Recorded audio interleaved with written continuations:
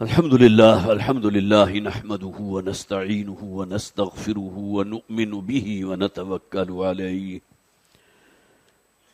ونعوذ بالله من شرور أنفسنا ومن سيئات أعمالنا من يهده الله فلا مضل له ومن يضلله فلا هادي له ونشهد أن لا إله إلا الله وحده لا شريك له ونشهد أن سيدنا ومولانا محمدا عبده ورسوله فصلى الله عليه وسلم تسليما كثيرا كثيرا أما بعد فأعوذ بالله من الشيطان الرجيم بسم الله الرحمن الرحيم يوم يقول المنافقون والمنافقات للذين آمنوا انظرونا نقتبس من نوركم قيل ارجعوا وراءكم فالتمسوا نورا فضرب بينهم بسور له باب باطنه فيه الرحمة وظاهره من قبله العذاب ينادونهم ألم نكن معكم قالوا بلى ولكنكم فتنتم أنفسكم وتربصتم وارتبتم وغرتكم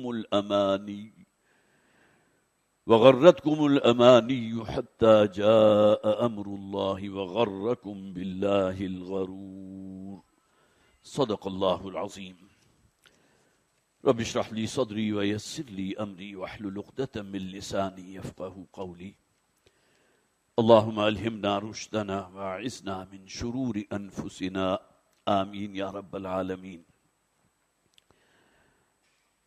حضرات، آج کل جو ایک بہت ہی ناگہانی قسم کا ایک معاملہ جو آج سے کچھ عرصہ پہلے تک جس کا ابھی ہمیں خیال تک نہیں تھا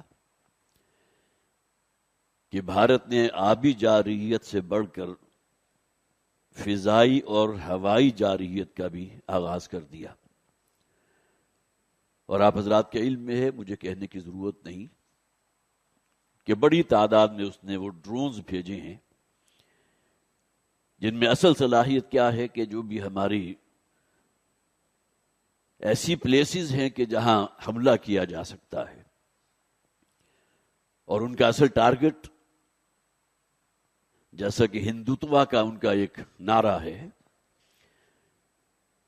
یہ پاکستان وجود میں آنے سے پہلے جو اکھنڈ بھارت تھا، اس وقت کا انڈیا اور پاکستان بھی اس میں شامل کر لیجئے، ان کا یہ عقیدہ ہے، ان کا یہ ماننا ہے، ان کا یہ عزم ہے کہ یہ اصل میں ہمارا ہے، ہندوؤں کا ہے، اور مسلمانوں کو قطعاً کوئی حق حاصل نہیں ہے کہ وہ یہاں کسی علاقے پر بھی اپنی کوئی حکومت قائم کر سکے۔ اور اس معاملے میں ہندو اور یہودی دونوں اکٹھے ہیں، دونوں کا ایجنڈا ایک ہے۔ یہی وجہ عام طور پر اصطلاح جو استعمال کی جاتی ہے یہود و ہنود، یہ معاملہ صرف اسرائیل کا یا یہودیوں کا نہیں ہے کہ اسلام دشمنی ان کی گھٹی میں پڑی ہوئی ہے، بلکہ اس سے بڑھ کر ہندوؤں کے اندر موجود ہے۔ تو بہرحال سوائے اس کے کہ ہم دعا بھی کر رہے ہیں اور اپنے تئیں ایک عزم اور ارادے کے ساتھ اپنے بارے میں بھی فیصلہ کریں کہ ہماری زندگیوں میں جو بھی غلط چیزیں ہیں اللہ تعالیٰ ہمیں توفیق عطا فرمائے، اس لیے کہ بہرحال یہ بڑے فتنوں میں سے ایک فتنہ ہے کہ جس سے ہم گزر رہے ہیں اس وقت۔ اس پر انشاءاللہ آخر میں، آج کے لیے میں نے کم از کم 10 منٹ جو ہے اس کام کے لیے رکھے ہوئے ہیں، لیکن اصل میں ہمیں اپنے سبق کو تازہ کرنا ہے، اور وہ سبق کیا ہے کہ سورہ حدید جو ہمارے زیر مطالعہ ہے، اس میں مجھ سے اور آپ سے مطالبہ کیا کیا گیا۔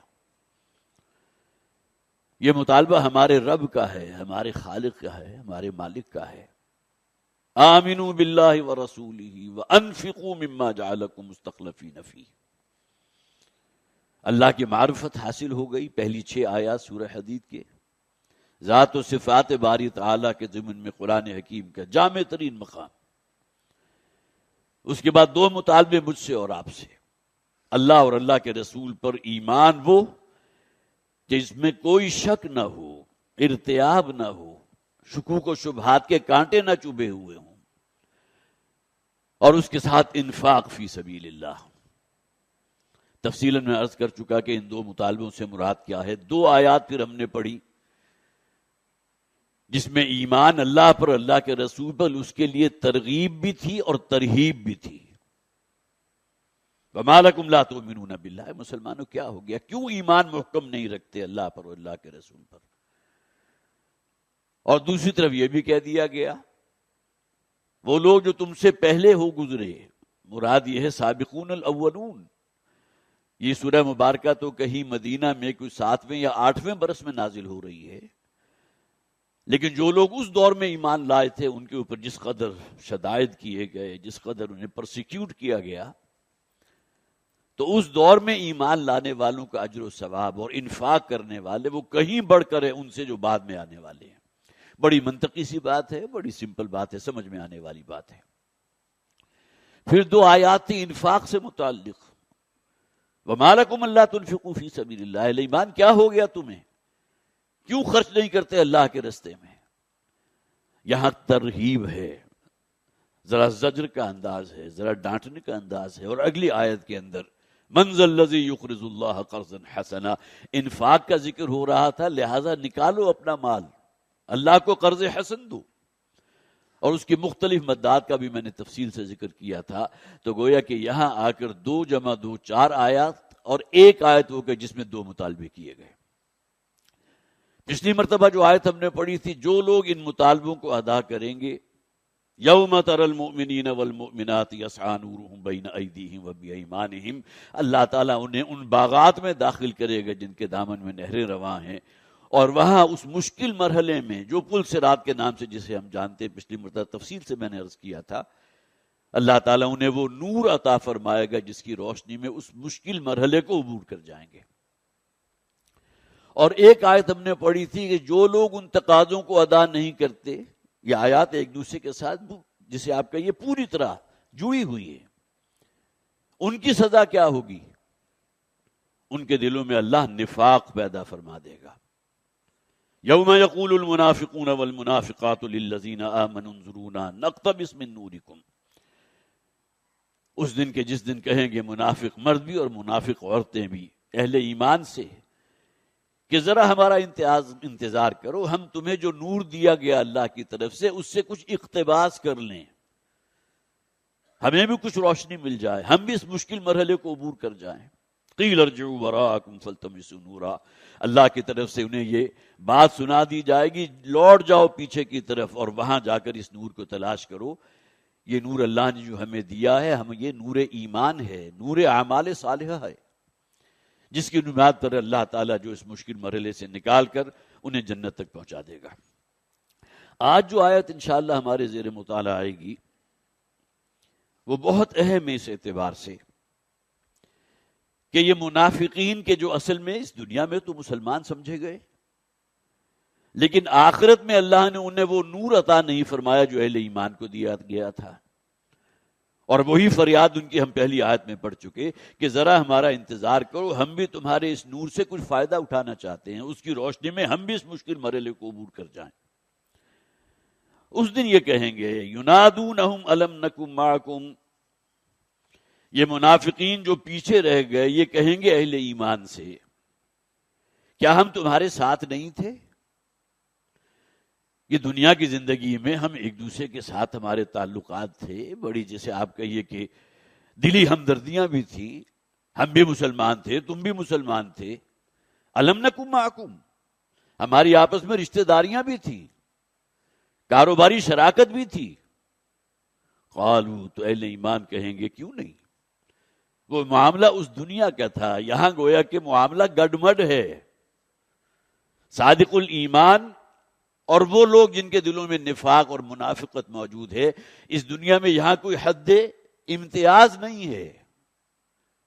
قالوا بلا، وہ کہیں گے کیوں نہیں، دنیا میں تو تم ہمارے ساتھ تھے، ہمارے پڑوسی بھی تھے، ہمارے شراکت دار بھی تھے، ہمارے آپس میں رشتے بھی ہوئے تھے. قالوا بلا ولکنکم فتنتم انفسکم. اب یہاں 4 باتیں اللہ تعالیٰ نے بیان فرمائی ہیں کہ اس دنیا میں ان کا طرز عمل کیا رہا. تھے مسلمان اس بنیاد پر کہ مسلمان گھرانے میں پیدا ہوئے، دین کی بات کچھ کانوں میں آئی بھی تھی، پڑھی بھی تھی، اسے سمجھا بھی تھا، لیکن قدم آگے بڑھانے کو تیار نہیں۔ عقائد کی حد تک چند باتیں ایسی تھی جن کو وہ تسلیم کرتے تھے، لیکن عملی زندگی جس میں بہت بڑا حصہ جو ہے انسان کی معاش اور معاشرت ان دونوں کا ہے، اس میں کوئی سروکار ہی نہیں اللہ کی ہدایت سے، اللہ کے نبی صلی اللہ علیہ وسلم کی فرمودات سے۔ تو سب سے پہلا جو چارج ان پر عائد کیا گیا، وَلَٰكِنَّكُمْ فَتَنْتُمْ أَنفُسَكُمْ، تم نے اپنے آپ کو اپنے ہاتھوں فتنے میں مبتلا کیا۔ یہاں ذرا تھوڑی سی یہ بات بھی ہم سمجھ لیں، بہت سے حضرات کے شاید پہلے بھی علم میں ہو، یہ منافق یا نفاق جو ہے یہ کہاں سے آیا؟ نون فا اور قاف کا مادہ عربی زبان میں آتا ہے کسی شے کو لگا دینا، کھپا دینا، خرچ کر دینا، اسی سے انفاق بنا۔ یہ اصطلاح قرآن میں بکثرت استعمال ہوئی ہے۔ جو اللہ نے دیا ہے روپیہ، پیسہ، مال و دولت، اسے لگاؤ اور کھپاؤ۔ جو دو مطالبات ہم نے پڑھے تھے 7ویں آیت میں، آمنوا باللہ ورسولہ وانفقوا مما، وہی انفاق، کھپا دینا، لگا دینا۔ اگرچہ اللہ تعالیٰ اس بات کا مطالبہ نہیں فرماتا کہ جو کچھ دیا سب لگا دو، جیسا کہ سورہ بقرہ میں شروع میں فرمایا گیا وَمِمَّا رَزَقْنَاهُمْ يُنْفِقُونَ، جو کچھ ہم نے انہیں دیا تھا اس میں سے خرچ کرتے ہیں۔ ایک موقع پر حضور نے فرمایا تھا وَلِجَسَدِكَ عَلَيْكَ حَقٌّ وَلِزَوْجِكَ عَلَيْكَ حَقٌّ وَلِزَوْرِكَ عَلَيْكَ حَقٌّ، تمہارے مال میں اللہ نے حق رکھا ہے، تمہارے اپنے لیے بھی، تمہاری بیوی کے بھی، تمہاری اولاد بھی، اور جو دنیاوی تعلقات ہیں اس میں بھی تمہیں روپیہ پیسہ خرچ کرنا ہے۔ تو یہ تمام چیزیں گویا کہ ہمارے ساتھ لگی ہوئی ہیں، لازم و ملزوم ہیں، لیکن اس کے ساتھ کہا گیا وَمِمَّا رَزَقْنَاهُمْ يُنْفِقُونَ، خرچ کرے جو اللہ نے دیا ہے۔ تو یہ نفقن کا لفظ اصل میں پھر یہی سے لیا گیا۔ نفقن کہتے ہیں اس سرنگ کو جس کے دو منہ ہوتے ہیں۔ یہی وجہ ہے کہ آپ نے گوہ نامی ایک جانور کا ریپٹائل میں سے ہے، اور بہت سے لوگوں کے لیے بڑی شاید کراہت ہو، لیکن یہ کہ بہرحال اس کا گوشت کھانا جائز ہے، اگرچہ کراہت۔ عربوں کے ہاں اس کا گوشت جو ہے بڑا مرغوب سمجھا جاتا تھا، اور گوہ کا شکار کیا کرتے تھے۔ شکاری کتوں کو جو ہے بڑا ٹرین کیا جاتا تھا کہ گوہ کو کیسے پکڑنا ہے، اور پھر اس کی یہ نہیں کہ اس گوہ کو خود اپنی خوراک بنا لینا، بلکہ اپنے مالک کے لیے محفوظ رکھنا ہے۔ تو اس کے لیے نافقہ کے الفاظ آتے ہیں، اور یہ اس مناسبت سے کہ گوہ اپنے لیے ایک سرنگ بناتی تھی جس کے دو منہ ہوتے تھے۔ اگر شکاری کتا اس کا تعاقب کر رہا ہے تو وہ ایک منہ سے اندر داخل ہوئی، اور وہ کتا وہی جو ہے انتظار کر رہا ہے یا کھود کرید رہا ہے کہ وہ شاید کسی حد تک آگے جا سکے، اور اسی اثناء میں وہ دوسرے منہ سے نکل کر جو ہے فرار ہو گئی، اپنی جان بچا لی۔ تو یہاں سے نفاق لیا گیا، گویا کہ وہ کہ جو اپنے آپ کو کسی آزمائش میں نہیں ڈالنا چاہتے، کہنے کو مسلمان ہیں لیکن جب مطالبہ ہوتا ہے دین کا، جیسا کہ قرآن میں کہا گیا کہ اپنی پیٹھ پھیر لیتے ہیں، خوب جانتے ہیں تقاضا ہے دین کا بھی، قرآن کا بھی، اللہ کے رسول صلی اللہ علیہ وسلم کا بھی، یہ حلال ہے، یہ جائز ہے اور یہ ناجائز ہے، اس طرف نہیں جانا۔ تو گویا کہ لا الہ الا نہ ایک طرف کے ہیں نہ دوسری طرف کے ہیں۔ اور مدینہ کے منافقین کا یہ معاملہ تھا کہ نبی اکرم صلی اللہ علیہ وسلم کی محفل میں بیٹھتے تھے تو اپنی وفاداری کا اعلان کرتے تھے کہ ہم تو ایمان لائے ہیں محمد پر صلی اللہ علیہ وسلم، ہم وفادار ہیں ان کے، لیکن ان کے چونکہ خاندانی تعلقات اور دلی ہمدردیاں یہود کے ساتھ بھی تھیں، لہذا جب ان کی محفل میں جاتے تھے تو کہتے ہم تمہارے ساتھ ہیں۔ سورہ بقرہ کے دوسرے رکوع کے اندر وہ پورا نقشہ کھینچ دیا گیا، گویا کہ وہ شخص کے جس کے دو منہ ہو، دو گلی پالیسی ہو، اس کی دو غلاپن ہو اس کے اندر، وہ منافق ہے۔ زبان سے کچھ کہا جا رہا ہے، عملاً اس کے خلاف ہے۔ یا ایھا الذین آمنوا لم تقولون ما لا تفعلون، قول و فعل میں تضاد پیدا ہو گیا تو گویا کہ منافقت کی علامات میں سے ہے۔ اب منافقت اس کے دل کے اندر جو پروان چڑھ رہی ہے، اس کے بہت سے مدارج ہیں۔ آغاز کہاں سے ہوگا؟ جھوٹ بولنا ہے، قول و فعل میں تضاد ہے۔ تو یہاں سے یہ لفظ لیا گیا، یہ جو کہا گیا نا یوم یقول المنافقون والمنافقات، منافق مرد اور منافق عورتیں، تو سب سے پہلی چیز جو بیان کی گئی وہ کیا ہے؟ وَلَٰكِنَّكُمْ فَتَنْتُمْ أَنفُسَكُمْ، تم نے اپنے آپ کو خود فتنے میں مبتلا کیا۔ فتنہ کسے کہتے ہیں؟ جو آزمائش ہے، امتحان ہے۔ اور قرآن حکیم کا مطالعہ کریں گے تو فتنہ 3 اعتبارات سے منسوب ہوتا ہے۔ ایک، اللہ تعالیٰ فرماتے ہیں ہم فتنے میں ڈالتے ہیں انسان کو۔ وَلَقَدْ فَتَنَّا الَّذِينَ مِن قَبْلِهِمْ فَلَيَعْلَمَنَّ اللَّهُ الَّذِينَ صَدَقُوا وَلَيَعْلَمَنَّ الْكَاذِبِينَ۔ سورہ عنکبوت کی غالباً دوسری آیت ہے کہ ہماری سنت رہی ہے، ہمارا معمول رہا ہے، ہمارا طریقہ رہا ہے، اہل ایمان کو آزماتے ہیں، امتحانات میں سے گزارتے ہیں۔ تو یہاں فتنے کی نسبت اللہ نے اپنی طرف لی، وَلَقَدْ فَتَنَّا الَّذِينَ مِن قَبْلِهِمْ، ان سے پہلے جو لوگ گزرے ہیں ان پر بھی اللہ تعالیٰ نے آزمائش آئی تھی۔ جیسے کہ نبی اکرم صلی اللہ علیہ وسلم کی وہ حدیث پہلے بھی آپ نے سنی ہوگی، ایک موقع پر حضرت خباب ابن ارت رضی اللہ تعالیٰ عنہ حضور کی خدمت میں حاضر ہوئے تھے، اور یہ وہ صحابی ہیں جنہیں دہکتے ہوئے انگاروں پر لٹا دیا گیا تھا،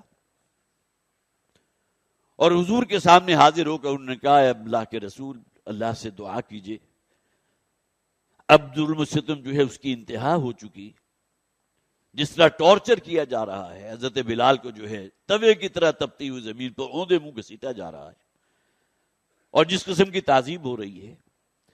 تو نبی اکرم صلی اللہ علیہ وسلم روایات میں ہے کہ آپ بیت اللہ کی دیوار کے ساتھ پیٹھ لگا کر بیٹھے ہوئے تھے، آپ سیدھے ہو گئے اور آپ نے فرمایا، خدا کی قسم تم جلدی کر رہے ہو، تم سے پہلے وہ قومیں بھی ہو گزری ہیں جنہیں زندہ آگ میں جلا دیا گیا، وہ لوگ بھی ہو گزرے جو اہل ایمان تھے کہ ان کا نصف جسم جو ہے زمین میں گاڑا گیا اور زندہ انسان کے سر کے اوپر آرا رکھ کر اس کو 2 حصوں میں تقسیم کر دیا گیا۔ یقین رکھو اللہ کی مدد آئے گی، یہ حضور کے الفاظ ہیں۔ اور اسی موقع پر آپ نے ارشاد فرمایا تھا کہ ایک سوار صنعاء سے حضر موت تک کا سفر کرے گا اور اسے سوائے اللہ کے کسی کا ڈر اور خوف نہیں ہوگا۔ تو انسان خود اپنے آپ کو فتنے میں مبتلا کرتا ہے۔ تو ایک نسبت اللہ کی طرف سے، اللہ کہتے ہیں ہم فتنے میں ڈالتے ہیں۔ دوسری ایک آزمائش وہ ہوتی ہے کہ جو مشرکین کی طرف سے مسلمانوں کو پہنچائی گئی، ایذا ہے، تشدد ہے، تعذیب ہے، پرسیکیوشن ہے۔ یہ بھی تو گویا کہ مسلمانوں کو فتنے میں ڈالا گیا نا، یہ کس کی طرف سے ہے؟ مشرکین کی طرف سے۔ اور تیسرے وہ بات جس کو یہاں ذکر کیا گیا، اور انسان خود اپنے آپ کو فتنے میں مبتلا کر لیتا ہے، روپے پیسے کی محبت اور اولاد اور بیوی کی محبت۔ اور اس موضوع کو سورہ تغابن میں لیا گیا، غالباً مجھے یاد پڑتا ہے ہم نے اس کا پوری سورت کا مطالعہ کیا تھا۔ انما اموالکم واولادکم فتنہ، تمہارے اموال اور تمہاری اولاد فتنہ ہیں۔ ان من ازواجکم واولادکم عدوا لکم فاحذروہم، یہ فتنہ ہیں، ان سے بچ کر رہو، پوٹینشل ڈینجر ہے اس کے اندر۔ اس لیے کہ ان محبتوں میں اگر تم ایک حد سے آگے گزر گئے، اللہ کے حرام کو حلال ٹھہرانے لگے، تو تمہاری آخرت برباد ہو جائے گی۔ عدوا لکم کے الفاظ ہیں۔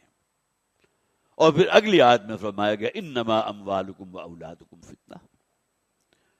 اور واقعہ یہ ہے کہ اس بات پر اگر ہم غور کریں تو ہم تصدیق کریں گے اس بات کی کہ یہ فتنہ وہ ہے جو سب سے بڑا فتنہ ہے۔ روپے پیسے کی محبت کس میں نہیں ہے؟ پھر بیوی بچوں کے ساتھ کسے محبت نہیں؟ محبتیں اللہ نے ڈالی ہیں۔ لیکن یہ فتنہ کب بنتی ہیں؟ جب اپنے حد سے تجاوز ہو جائے۔ تو وَلَٰكِنَّكُمْ فَتَنْتُمْ أَنفُسَكُمْ، تم نے خود اپنے آپ کو فتنے میں ڈالا۔ وَتَرَبَّصْتُمْ، تربص کسے کہتے ہیں؟ گو مگو کی کیفیت میں رہنا، منتظر رہنا۔ اونٹ اس کروٹ بیٹھے گا یا اس دوسری کروٹ بیٹھے گا، نہ ادھر کے ہیں نہ ادھر کے ہیں، مذبذبین بین ذالک، ان دونوں کے درمیان معلق ہیں، لا الہ الا ولا الہ الا۔ تو گویا کہ منتظر رہنا، گو مگو کی کیفیت میں رہنا۔ اور اس میں بھی بہرحال ہمیں خوب اچھی طرح احساس ہونا چاہیے کہ جو منافقت کی مختلف علامات نبی اکرم صلی اللہ علیہ وسلم نے بیان کی ہیں، جھوٹ بولنا ہے، ایمانت میں خیانت کرنا ہے، وعدہ خلافی کرنا ہے، اسی طرح گالم گلوچ پر اتر آنا، اسی طرح انسان کی جو نفسیاتی کیفیت ہوتی ہے اس کا دل مطمئن نہیں ہوتا. پتہ نہیں مرنے کے بعد کی زندگی ہے بھی کہ نہیں. اس دنیا میں ہم خام خواہ کا جو ہے وہ حرام و حلال کی تمیز ہم نے لگا رکھی ہے، تو دل مطمئن نہیں ہے اس بات پر. یہ ہے تربص. اور یہ الفاظ جو ہیں سورہ توبہ کی آیت نمبر 24 میں بھی بیان ہوئے ہیں، جہاں 8 چیزوں کا ذکر کیا گیا. 12 میں نے اس آیت کا حوالہ دیا ہے. 5 علائق دنیاوی ہیں. قل ان کان آباؤکم و ابناؤکم و اخوانکم و ازواجکم و عشیرتکم. 5 مکمل ہو گئے. اور 3 کی وہ ہے وہ کیٹیگری کہ جس کا تعلق مال و دولت سے ہے، روپے پیسے سے ہے. وَأَمْوَالٌ اقْتَرَفْتُمُوهَا وَتِجَارَةٌ تَخْشَوْنَ كَسَادَهَا وَمَسَاكِنُ تَرْضَوْنَهَا. اب ترجمہ نہیں کر رہا، جو حضرات سنتے رہے ان کے علم میں ہے. یہ مال و اسباب دنیاوی ہے، جو روپیہ پیسہ بڑی محنت سے کمایا تھا، جو عالی شان اپنے بنگلے تعمیر کیے تھے، اور اپنے گھر کی آرائش میں کہاں کہاں سے لا کر جو ہے وہ آرائشی قسم کے جو ہے وہ چیزیں وہاں نصب کی تھی. آج کل وہ فضا ہے کہ انسان جو ہے ذرا سوچنے پر مجبور ہے کہ اگر یہ معاملات جنگ کے آگے بڑھتے ہیں تو سب کچھ جو ہم نے جمع کیا وہ تو بڑی حسرت بن جائے گی.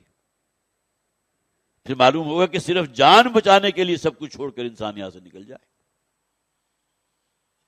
اور ایسا یہ نہیں ہے کہ یہ ہوتا نہیں ہے، ہوتا ہے. لہذا بڑے مشورے دیے جا رہے ہیں، اگر جنگ ہو گئی تو اپنے جو بھی کاغذات ہیں، جو بھی دستاویزات ہیں، جو بھی کوئی گھر میں جمع کیا ہوا ہے روپیہ پیسہ، اس کو بھی سنبھال لے. بلکہ یہ بھی کہا جا رہا ہے کہ بینک سے بھی اپنی رقوم نکال لیں. اب یہ تمام چیزیں کیا ہیں سوائے یہ کہ اس کی بے بنیاد چیزیں. آپ کیا کچھ اکٹھا کر کے لے جائیں گے؟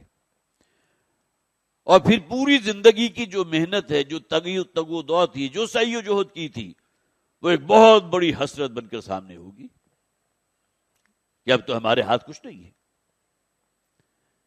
تو اس آیہ مبارکہ میں جہاں 5 علائق دنیاوی اور 3 چیزیں مال و اسباب دنیاوی کا ذکر کیا گیا، آخر فرمایا گیا فتربصوا، وہی الفاظ جو یہاں آئے. تو اب انتظار کرو. یہ گو مگو کی کیفیت میں مبتلا رہے ہو نا. نہ دل پوری طرح ادھر آتا ہے کہ واقعتاً اپنا لگا دیں اللہ کے لیے، اپنے آپ کو وقف کر دیں دین کے لیے، پوری زندگی میں اللہ کی بندگی اختیار کریں، اور نہ کلم کھلا اللہ کا انکار کرتے ہو. نہ ادھر کے ہیں نہ ادھر کے ہیں. تو وَلَٰكِنَّكُمْ فَتَنْتُمْ أَنفُسَكُمْ وَتَرَبَّصْتُمْ وَارْتَبْتُمْ. ریب کسے کہتے ہیں؟ شکوک و شبہات. شکوک و شبہات کس کے بارے میں؟ پتہ نہیں جنت ہے یا نہیں، جہنم ہے یا نہیں. قرآن میں تو ہم نے پڑھا ہے، لیکن یہ کہ پر طبیعت ادھر نہیں آتی. اس لیے کہ اصل فیصلہ کن شے تو ہمارے اعمال ہیں نا، ہماری سیرت و کردار ہے، ہماری پرائرٹیز ہیں. دین مقدم رہا یا دنیا مقدم بنی؟ صرف یہی کسوٹی لے کر اگر ہم اپنے آپ کو تول لیں تو ہمارے اندر جو مفتی موجود ہے وہ خود جواب دے دے گا اس کا کہ ہماری محنت صرف دنیا کے حصول کے لیے ہے یا دین بھی مقدم رہا ہے. ہم نے آخرت میں اپنے لیے جو ہے کچھ کرنسی جمع کر لی ہے اعمال صالحہ کی، پھر اللہ کے دین کے لیے جو ہے خود عمل پیرا ہونا، اس کی نشو و اشاعت کرنا، یہ تمام چیزیں کیا توشہ آخرت ہو. تو وَلَٰكِنَّكُمْ فَتَنْتُمْ أَنفُسَكُمْ وَتَرَبَّصْتُمْ وَارْتَبْتُمْ وَغَرَّتْكُمُ الْأَمَانِي. اور بہت ہی جسے آپ کہیے کہ خوشکن قسم کی جو ہے تمنائیں ہیں، آرزویں ہیں، اور یہ وسوسہ اندازی شیطان کرتا ہے. ابھی تو بڑی زندگی پڑی ہے، بڑی عمر ہے، زندگی کا آخری دور جب آئے گا تو ہم اللہ والے بھی بن جائیں گے. فلاں شے ہماری زندگی میں آج حرام شامل ہے، لیکن ایک وقت آئے گا کہ ہم اسے چھوڑ دیں گے. وَغَرَّتْكُمُ الْأَمَانِي. اور ان امانی کے اندر یہ بھی ہے کہ اللہ بڑا غفور ہے، بڑا رحیم ہے. سورہ انفطار میں اس مضمون کو کھولا گیا، یا ایھا الانسان ما غرک بربک الکریم. اے بنی نوع انسان، ہے مسلمانوں، تمہیں کس چیز نے مبتلا کر دیا دھوکے میں اس بات نے کہ تمہارا رب بڑا کریم ہے، بڑا معاف کرنے والا ہے، وہ تو شدید العقاب بھی ہے، عزیز ذو انتقام بھی ہے، القہار بھی ہے. یہ صفات ہماری نگاہوں سے اوجھل ہو جاتی ہے. تو یہ ان امانی میں سے ہے جو شیطان جو ہے انسان میں وسوسہ اندازی کرتا ہے کہ ابھی بڑی زندگی پڑی ہے، اور پھر یہ کہ تم تو اللہ کے محبوب کی امت میں سے ہو. یہ غرہ یہودیوں میں بھی موجود تھا، ہم اللہ کے انتہائی محبوب ہیں، بلکہ بیٹوں سے بھی بڑھ کر اللہ کو محبوب ہیں. تو گویا کہ یہ بھی دلاسا ہے جو شیطان لعین کی طرف سے دیا جاتا ہے، تم تو امت مرحومہ میں سے ہو، وہ امت جس پر رحم کیا ہی جائے گا.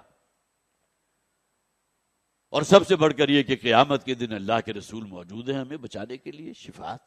شفاعت باطلہ کا تصور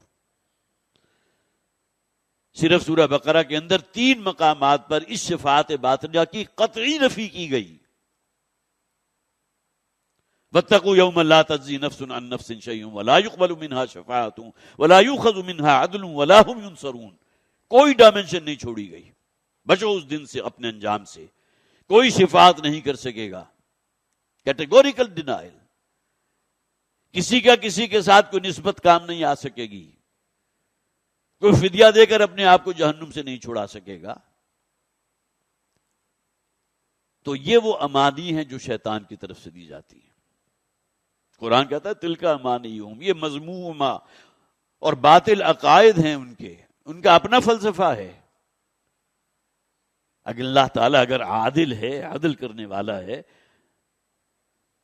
تو ظاہر ہے کہ وہ تو پھر ظلم ہوگا کہ اللہ تعالیٰ اپنے فاسقوں اور فاجروں اور باغیوں اور سرکشوں کو معاف کر دے،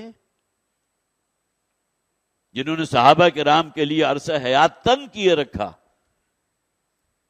ان میں سے یقیناً وہ لوگ جنہیں اللہ تعالیٰ نے اس دین اسلام کے لیے قبول کر لیا. حضرت خالد بن ولید رضی اللہ تعالیٰ عنہ سب سے اونچی ٹاپ کی مثال، جن کے ذریعے مسلمانوں کو جو چرکا پہنچا تھا غزوہ احد کے موقع پر. 70 کبار صحابہ شہید ہوئے، بعد میں ایمان لے آئے. ان کے نصیب میں تھا. اور پھر سب کر بڑھ کر اللہ تعالیٰ نے جو عقل سلیم اور فطرت صحیحہ ان کو عطا کی تھی، اس کے نتیجے میں وہ پہنچ گئے اس مقام تک کہ نبی اکرم صلی اللہ علیہ وسلم نے پھر انہیں جو لقب عطا فرمایا تھا، خالد سیف من سیوف اللہ. خالد کون ہے؟ اللہ کی تلواروں میں سے ایک تلوار ہے. تو تلک امانیہم، جن چیزوں کا یہاں 4 چیزیں جو بیان کی گئیں. وَلَٰكِنَّكُمْ فَتَنْتُمْ أَنفُسَكُمْ نمبر 1، وَتَرَبَّصْتُمْ نمبر 2، وَارْتَبْتُمْ شکوک و شبہات میں مبتلا ہو گئے، وَغَرَّتْكُمُ الْأَمَانِي اور جو باطل نظریات تھے اور جو دل خوش قسم کے جو تمہاری تمنائیں تھیں، آرزویں تھیں، خواہشات تھیں. ہزاروں خواہشیں ایسی کہ ہر خواہش پہ دم نکلے. کیسی کیسی انسان جو ہے وہ خواہشیں پالتا ہے، اور کیسی کیسی امانی نہیں ہے کہ جو شیطان ان کی طرف جو افسوس اندیزی کرتا ہے. تو یہاں فرمایا گیا آخر میں وَغَرَّتْكُمُ الْحَيَاةُ وَغَرَّتْكُمُ الْأَمَانِيُّ حَتَّى جَاءَ أَمْرُ اللَّهِ، یہاں تک کہ اللہ کا حکم آن پہنچا. وَغَرَّكُمْ بِاللَّهِ الْغَرُورُ، اور تمہیں اس بڑے دھوکے باز شیطان لعین نے اللہ کے بارے میں بڑے دھوکے میں مبتلا رکھا. اور سب سے بڑھ کر دھوکہ وہی کہ ہم تو امت مسلمہ میں ہیں، ہم سے کون سی کوئی پرسش ہوگی، ہمیں تو محمد صلی اللہ علیہ وسلم جن کی امت میں ہے ان کی شفاعت نصیب ہو جائے گی. اللہ تعالی ہمیں قرآن حکیم کو سمجھنے کی، اس پر عمل کرنے کی توفیق عطا فرمائے. بارک اللہ لی ولکم فی القرآن العظیم ونفعنی وایاکم بالآیات والذکر الحکیم. حضرات چند باتیں میں عرض کرنا چاہتا ہوں جو آج کل خاص طور پر جسے خانہ جنگی اس اعتبار سے تو نہیں ہم کہتے، لیکن یہ کہ بہرحال فضا کے اندر وہ چیزیں بڑی نمایاں ہیں کہ کہیں یہ معاملہ اگر ایک حد سے بڑھتا ہے تو پھر جو تباہی اور ہلاکت ہوگی اس کا تصور کرنا بھی ہمارے لیے شاید بہت مشکل ہوگا. تو اس حوالے سے خاص طور پر ایک آیہ مبارکہ جو میں نے منتخب کی تھی، کم سے کم یہ کہ بہت ہی اختصار کے ساتھ اس کا ترجمے کی حد تک میں کفایت کروں گا. مسلمانوں کو ترغیب دی گئی کہ اگر کہیں تمہاری مڈ بھیڑ ہو جائے کفار اور مشرکین کے ساتھ، یہ اس بات کو ذہن میں رکھیے، جب یہ آیات نازل ہو رہی تھی تو جو بھی جنگ ہوتی تھی وہ میدان میں ہوتی تھی. ادھر کفار اور مشرکین کا لشکر ہے، یہاں مسلمانوں کا لشکر ہے، دو بدو جنگ ہو رہی ہے. لیکن اب جنگ جو ہے اس نوع کی نہیں ہے کہ کوئی میدان جنگ ہو. یہ الگ بات ہے کہ ایک ملک جو ہے وہ دوسرے ملک کے علاقے کو فتح کرتے ہوئے بالآخر وہاں تک پہنچ جا کہ وہ کہہ دے کہ اس پورے ملک پر میرا قبضہ ہو چکا. لیکن جو آسمانی ہدایت اس ضمن میں دی گئی، یا ایھا الذین آمنوا، سورہ انفال آیت نمبر 15 اور 16 میں صرف پڑھ کر اس کا ترجمہ کر رہا ہوں. اس کے بعد جو پریس ریلیز ہے وہ میں آپ کو سنا دوں گا، اور گہرا تعلق ہے اس آیت کا اس پریس ریلیز کے ساتھ. اے اہل ایمان، جب تمہاری مڈ بھیڑ ہو کافروں سے زحفاً میدان جنگ میں، فلا تولوہم الادبار، تو اس میدان جنگ سے ہرگز فرار اختیار نہ کرنا. بالکل وہی بات جو کہی گئی نا، قل هل تربصون بنا الا احدى الحسنيين. اے نبی کہہ دیجئے، اے مسلمانوں کہہ دو کفار سے، مشرکین سے، منافقین سے، سب سے بہتر انجام جس کا ہم تصور کر سکتے ہیں وہ اپنی جان اللہ کے راستے میں قربان کر دینا، جس کے لیے نبی اکرم صلی اللہ علیہ وسلم کا اپنا قول موجود ہے، لوددت ان اقتل فی سبیل اللہ ثم احیا ثم اقتل ثم احیا ثم اقتل. میری اپنی شدید خواہش رہی ہے کہ میں اللہ کے راستے میں شہید کر دیا جاؤں، پھر مجھے زندہ کیا جائے، پھر شہید کیا جائے. یہ مرتبہ اتنا بلند ہے کہ 3 مرتبہ حضور نے الفاظ استعمال کیے. یہ الگ بات ہے کہ اللہ تعالیٰ کی سنت ہے کہ رسول کبھی قتل یا شہید نہیں ہو سکتا. انبیاء شہید ہوئے، انہیں قتل بھی کیا گیا. تو وَمَن فَلَا تُوَلُّوهُمُ الْأَدْبَارَ، تو کبھی وہاں سے پیٹ پھیر کر راہ فرار اختیار نہ کرنا. وَمَن يُوَلِّهِمْ يَوْمَئِذٍ دُبُرَهُ إِلَّا مُتَحَرِّفًا لِقِتَالٍ، اور جو شخص بھی اس دن میدان جنگ سے راہ فرار اختیار کر جائے، پیٹ پھیر کر بھاگ جائے وہاں سے، إِلَّا مُتَحَرِّفًا لِقِتَالٍ، ہاں ایکسیپشنز ہیں، سوائے اس کے کہ کوئی ایسی منصوبہ بندی کی گئی ہو جسے پینترا بدل کر کہتے ہیں، ذرا تھوڑی سی پسپائی اختیار کی لیکن اثر نو حملہ کرنا مطلوب ہو، تو اپنی جو بھی رینکنگ ہے ان کے اندر تقسیم کر کے دوبارہ حملہ کرنا مقصود ہو، تو اس میں جو پسپائی تھوڑی اختیار کی گئی ہے وہ ایگزمپٹڈ ہے. الا متحرفا لقتال او متحیزا الی فئۃ، یا یہ کہ پیچھے سے اگر کوئی افرادی کمک پہنچ رہی ہے اور اس تک پہنچنے کے لیے آپ تھوڑی سی پسپائی اختیار کرتے ہیں تو یہ چیز بھی ایگزمپٹڈ ہے. میدان جنگ سے پیٹھ پھوڑ کر آپ بھاگ نہیں سکتے، اگر جان بچانے کے لیے بھاگے تو اس کا انجام آگے موجود ہے.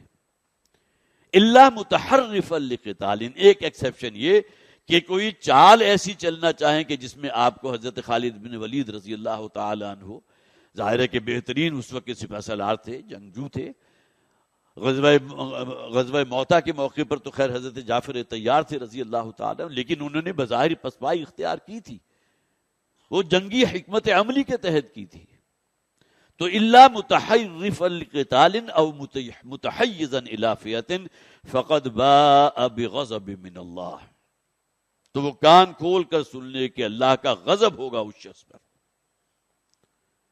وَمَأْوَاهُ جہنم، اور اس کا ٹھکانہ جہنم ہے، وَبِئْسَ الْمَصِيرُ، اور بہت ہی برا ٹھکانہ ہے.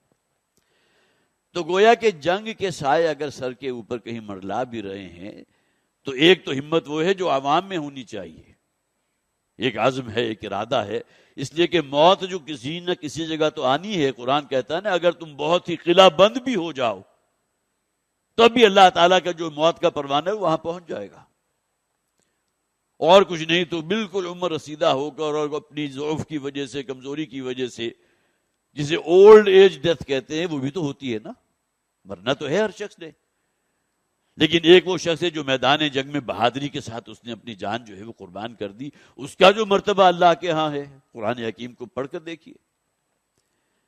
تو گویا کہ یہاں ہمارے لیے یہ لیسن ہے کہ بہرحال ہم اگرچہ وہ میدانی جنگ جیسے کہ میں نے عرض کیا اب نہیں رہی، اب تو جو کچھ بھی ہوگا فضائی حملے ہوں گے، کوئی میزائلز ہوں گے، کوئی ٹارگیٹڈ قسم کے اہداف ہوں گے کہ جن کو جو ہے وہ ڈسٹرائے کیا جائے گا، اور اس سے بھی آگے بڑھ کر کمینگی کی آخری حد یہ ہوتی ہے کہ شہری آبادی کو بھی آپ نشانہ بنا لیں،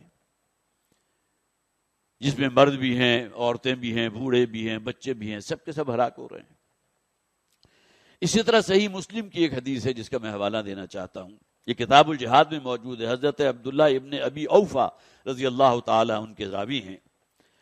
وہ فرماتے ہیں ایک موقع پر جب نبی اکرم صلی اللہ علیہ وسلم ایک غزوے میں بنفس نفیس ہمارے درمیان موجود تھے، تو آپ نے اس موقع پر ارشاد فرمایا یا ایھا الناس لا تتمنوا لقاء العدو، اے لوگو دیکھو دشمن سے ملاقات یا یہ کہ ان سے مقابلے کی تمنا نہ کرو، جیسے کہتے ہیں نا آ بیل مجھے مار، تمہارے اندر خواہش ٹھیک ہے، اللہ کے دین کو غالب کرنے کے لیے نبی اکرم صلی اللہ علیہ وسلم نے اقدام بھی کیے۔ غزوہ فتح مکہ کیا تھا؟ تقریباً 12,000 کا لشکر حضور کے ساتھ تھا نا، جس کی بنیاد پر وہ عظیم ترین انقلاب اس روئے ارضی پر واقع ہوا کہ جزیرہ نما عرب پر اللہ کا دین غالب ہو گیا۔ تو خود تمہارے اندر خواہش نہیں ہونی چاہیے اپنے آپ کو اس آزمائش میں ڈالنے کی۔ یہ عام حالات کی بات کی جا رہی ہے، جسے ہم کہتے ہیں حکمت عملی سے کام لینا چاہیے، کوئی ڈائیلاگز ہونے چاہیے، اس لیے کہ خون خرابہ خون ریزی جو ہے دونوں طرف ہلاکتیں ہوں گی تو انسان ہی مریں گے نا۔ تو وَلَا تَتَمَنَّوْا لِقَاءَ الْعَدُوِّ وَاسْأَلُوا اللَّهَ الْعَافِيَةَ، اپنے دل کے اندر یہ آرزو تمنا جو ہے یہ پالتے نہ رہا کرو۔ جہاد کرنا ہے، جہاد کے مختلف مدارج ہیں، اپنے نفس کے ساتھ جہاد سب سے مقدم، اسے اللہ کا مطیع فرمان بناؤ۔ لیکن اگر میدان جنگ میں اترنا پڑا تو وہاں جیسا کہ ابھی میں نے وہ آیت آپ کو سنا دی، وہاں پیٹ پھیر کر اگر بھاگے تو اللہ کا غضب نازل ہوگا اور ابدی ٹھکانہ تمہارا جہنم ہوگی۔ بلکہ اللہ سے طلب کیا کرو عافیت، فَإِذَا لَقِيتُمُوهُمْ، اور پھر اگر کہیں تمہاری مڈبھیر ہو ہی جائے، مقابلہ ہو ہی جائے، اور جیسا کہ میں نے عرض کیا تھا جب یہ آیات نازل ہو رہی ہیں اس زمانے میں مقابلہ زمین پر ہوتا تھا، میدان جنگ بنتا تھا، تو فَاصْبِرُوا وَاعْلَمُوا أَنَّ الْجَنَّةَ تَحْتُ ظِلَالِ السُّيُوفِ، تو پھر تمہیں پوری طرح استقامت کے ساتھ، صبر کے ساتھ، عزم کے ساتھ، ارادے کے ساتھ جنگ کرنا ہے۔ کتنے مقامات ہیں قرآن حکیم کے جہاں کہا گیا قاتل المشرکین، اگر وقت آ جائے تو اب پورے کھلے دل کے ساتھ، عزم اور ارادے کے ساتھ مشرکین کے ساتھ تمہیں جہاد اور جنگ کرنا ہے۔ اور وَاعْلَمُوا أَنَّ الْجَنَّةَ تَحْتَ ظِلَالِ السُّيُوفِ، اور جان لو کہ جنت جو ہے وہ تلواروں کے سائے تلے ہے۔ ہم تو صرف وہی جانتے ہیں نا کہ جنت ماں کے قدموں تلے ہے، خون ریزی کے نام سے ہمیں وحشت ہوتی ہے، یہ ہم کے اندر سبھی شامل ہیں، میں بھی شامل ہوں، آپ بھی شامل ہیں۔ لیکن اس حدیث میں ہمیں کم سے کم اس حد تک رہنمائی مل گئی کہ تمہارے اندر یہ خون ریزی کی طلب نہیں ہونی چاہیے، تمنا نہ کیا کرو، بلکہ اللہ سے عافیت طلب کیا کرو، جس کے لیے میں نے عرض کیا تھا کہ حکمت عملی ہے، کوئی مذاکرات ہیں، کوئی ڈائیلاگز ہیں جس کی وجہ سے معاملہ جو ہے ٹل جائے، اس لیے کہ بہرحال خون جو ہے بہانا نہ کوئی شخص کافروں میں سے، مشرکین میں سے وہ پسند کرے گا، نہ مسلمانوں میں سے پسند کرے گا۔ لیکن اگر مڈ بھیڑ ہو جائے، اگر جنگ جو ہے وہ واقعتاً ہو ہی جائے، تو اب یہاں تمہیں صبر سے کام لینا ہے اور اللہ سے عافیت طلب کرنی ہے، اور یہ خوب اچھی طرح جان لو کہ جنت کا وعدہ اللہ تعالیٰ کا ان لوگوں کے ساتھ ہے جو تلواروں کے سائے تلے ہو کر جنگ لڑتے ہیں۔ یہ دو احادیث میں نے آپ کو سنائی تھی، خاص طور پر آج کل جو ایک ماحول ہے اس سے متعلق، ایک تو حدیث ہے اور پھر یہ کہ دوسری آیت مبارکہ، یہ پریس ریلیز صرف میں آپ کو سنا کر اپنی گفتگو ختم کروں گا۔ مودی کے جنگی جنون پر دفاع سے آگے بڑھ کر منہ توڑ جواب دینا ہوگا۔ ابھی تک تو معاملہ جو ہے صرف وہ جسے آپ کہتے ہیں نا حفاظتی اقدامات ہیں جو ان کی طرف سے اٹیمپٹس ہو رہی ہیں ڈرونز کی شکل میں، اسے تباہ کیا جا رہا ہے، لیکن یہ کہ آگے بڑھ کر اگر کچھ ہوا بھی ہے تو اسے میرے خیال ہے ابھی زیادہ عام نہیں کیا گیا۔ کچھ ذرائع سے شاید اس حد تک تو باتیں سامنے آئی ہیں کہ کافی بڑا نقصان جو ہے پاکستان نے بھی انڈیا کو پہنچایا، کافی بڑی زخم پہنچائی ہے، لیکن اس کا میرا خیال ہے زیادہ شاید حکمت کے تحت ہو کہ اس کو زیادہ عام نہیں کیا گیا، واللہ اعلم۔ تنظیم اسلامی کے امیر شجاع الدین شیخ صاحب نے ایک بیان میں کہا کہ پہلگام سے شروع کیے گئے ڈرامے کے بعد بھارت نے گزشتہ 2 دنوں سے پاکستان پر مسلسل فضائی جنگ مسلط کر رکھی ہے۔ 6 اور 7 مئی کی درمیانی شب کو پاکستان کے کم و بیش 9 شہروں پر فضائی حملے کیے گئے۔ پاک فضائیہ نے جوابی کارروائی کرتے ہوئے بھارت کے 5 لڑاکا طیارے مار گرائے، جن میں 3 رافیل بھی شامل تھے، یہ فرانس کے بنے ہوئے، جس پہ بڑا انہیں زوم تھا کہ یہ تو گویا کہ دور جدید کا جو ہے بہترین طیارہ ہے۔ پھر 7 اور 8 مئی کے درمیانی شب اور 8 مئی کے پورے دن بھارت نے پاکستان کے طول و عرض پر ڈرون چھوڑے رکھے، جس کا مقصد نہ صرف افواج پاکستان کی ڈرون سے نبرد آزما ہونے کی تکنیکی مہارت کا اندازہ لگانا تھا، بلکہ عوام میں خوف و ہراس پھیلانا بھی تھا۔ اور ظاہر ہے جن حضرات ہم لوگ تو جہاں بیٹھے ہوئے ہیں تو یہاں تو کوئی شخص ایسا نہیں ہوگا، لیکن جن علاقوں میں یہ معاملات ہوتے رہے ہیں تو ایک خوف اور دہشت کی فضا جو ہے وہ تو یقیناً ان کے اوپر مسلط ہوئی۔ انہوں نے کہا کہ اللہ کا شکر ہے کہ پاک فضائیہ نے دشمن کے ان مقاصد کو ناکام بنایا۔ اسرائیل سے حاصل کیے گئے ان خودکش ڈرونز کو استعمال کر کے بھارت پاکستان کے ریڈار اور فضائی دفاعی نظام کو بھی تباہ کرنا چاہ رہا ہے۔ عسکری اور دیگر ذرائع کے مطابق کم از کم 35 ڈرونز کو بڑی مہارت سے مار گرایا گیا۔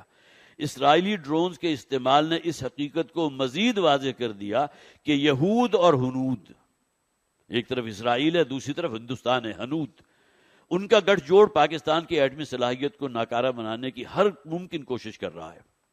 امیر تنظیم اسلامی نے مزید کہا کہ پاکستان حالت جنگ میں ہے۔ قرآن پاک کی سورہ انفال کی وہ آیت جس کا بھی ترجمہ میں نے آپ کو سنایا، میں اللہ تعالیٰ نے کافروں سے جنگ کے دوران اپنی جمعیت سے ملنے یا جنگی داؤ پیچ کے سوا میدان جنگ سے پیٹ پھیر کر بھاگنے کو حرام اور گناہ کبیرہ قرار دیا ہے۔ صحیح بخاری کی ایک حدیث کا مفہوم بھی یہی ہے کہ جنگ کی تمنا نہ کرو، جس کا مطلب ابھی میں نے آپ کو سنایا تھا، بلکہ اللہ سے مدد کے لیے دعا کیا کرو، اور اگر مڑبیڑ ہو ہی جائے تو پور ثابت قدمی کے ساتھ ڈٹ کر دشمن کا مقابلہ کرو۔ لہٰذا پاکستان کو اپنی بقا اور سلامتی کے لیے دفاعی جنگ سے آگے بڑھ کر دشمن کو منہ توڑ جواب دینا ہوگا۔ اگر ہم ایسا نہیں کریں گے تو دشمن کے دلوں سے ہمارا رعب نکل جائے گا اور اپنی تخریبی کارروائیاں مزید جاری رکھے گا۔ امیر تنظیم اسلامی نے کہا کہ مودن نیتن یاہوی گٹھ جوڑ جو ہے وہی یہود و ہنود گٹھ جوڑ، اس نے یہ ثابت کر دیا ہے کہ بھارت کی پاکستان کے خلاف حالیہ جارحیت اس عالمی گریٹ گیم کا حصہ ہے، گریٹر اسرائیل، جس میں اردن کا علاقہ، شام کا علاقہ، یہ تمام جو ہے وہ سمجھتا ہے یہ ہمارا استحقاق ہے، اور ہم وہ ریاست قائم کریں گے جو اس پورے علاقے پر محیط ہوگی۔ گریٹر اسرائیل اس عالمی گریٹر اسرائیل کا حصہ ہے جس کا مقصد اسرائیل کو مضبوط کرنا اور اس کے توسیعی منصوبے یعنی گریٹر اسرائیل کے رستے کی سب سے بڑی رکاوٹ پاکستان کو نقصان پہنچانا ہے۔ یہود و ہنود کا گٹھ جوڑ جو ہے اس کو بھی ذہن میں رکھیے۔ اللہ تعالیٰ سے دعا ہے کہ ہمارے حکمران اور مقتدر حلقے دجالی ریاست اسرائیل اور اس کے تمام معاونین کو پہچانے، اللہ تعالیٰ پاکستان کی حفاظت فرمائے۔ چند اعلانات بھی سن لیجئے۔ ایک تو جو ہمارا ہفتہ وار درس ہوتا ہے وہ انشاءاللہ پرسوں ہوگا اتوار کے دن صبح 9:30 بجے، اور سورہ بقرہ کا 22واں رکوع انشاءاللہ